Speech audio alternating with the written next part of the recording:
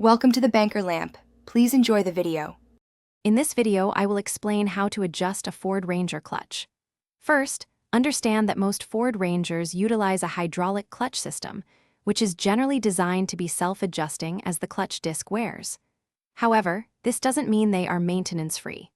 Problems like a soft or spongy pedal or difficulty shifting often point to issues within the hydraulic system, such as air in the lines or insufficient fluid. Addressing these can restore proper clutch function.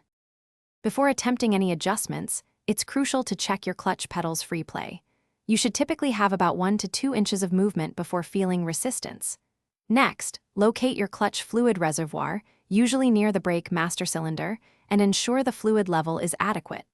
Low fluid can indicate a leak.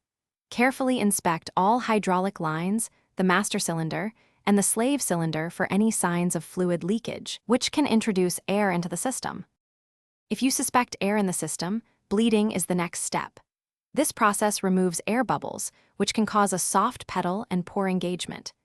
Begin by bleeding the slave cylinder, typically located on the transmission. Then, move to the master cylinder. Be aware that some Ford Ranger master cylinders are mounted at an angle, making them tricky to bleed in place. In such cases, removing and bench bleeding the master cylinder might be necessary to fully expel all air. For some models, you can adjust the master cylinder push rod to fine-tune the clutch pedal's height and free play. This adjustment ensures the pedal is at the correct position for optimal engagement.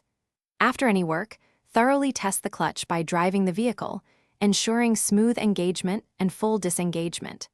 This confirms proper function and a comfortable driving experience. And for more great deals, including a link to the new Kindle Paperwhite, check out the description below. Thanks for watching. If this was helpful, leave a like and consider subscribing. See you next time.